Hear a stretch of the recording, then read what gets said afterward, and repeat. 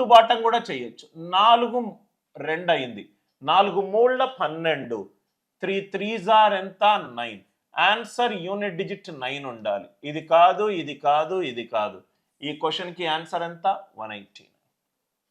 ఈ క్వశ్చన్కి ఆన్సర్ ఎంత 189.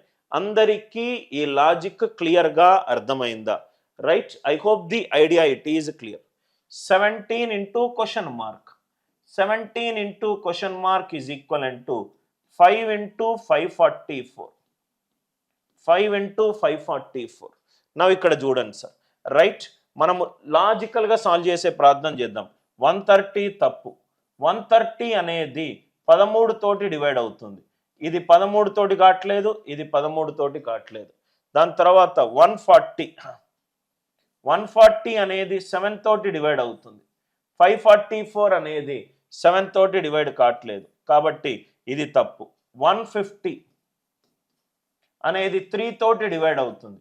లెఫ్ట్ హ్యాండ్ సైడ్ 3 తో డివైడ్ అవుతే రైట్ హ్యాండ్ సైడ్ 544 అది కూడా 3 తోటి డివైడ్ కావట్లేదు. కాబట్టి క్వశ్చన్కి ఆన్సర్ ఎంత 160. భాజనీయత సూత్రాలు యూజ్ చేసి క్వశ్చన్ చూడంగానే 10 సెకండ్లలో ఆన్సర్ ఆప్షన్స్ యూజ్ చేసి సాల్వ్ చేసే పద్ధతి. 17 into question mark is 5 into 444. ఏమన్నాను? ఫస్ట్ ఆప్షన్ 130 తప్పు. 130లో 13 ఉంది కాబట్టి లెఫ్ట్ హ్యాండ్ సైడ్ 13తో డివైడ్ అవుతే రైట్ హ్యాండ్ సైడ్ 13 తోటి డివైడ్ కావాలి, కావట్లేదు. 130 పోయింది. 140 7 తోటి డివైడ్ అవ్వాలి, రైట్ హ్యాండ్ సైడ్ 7 తోటి డివైడ్ అవ్వట్లేదు.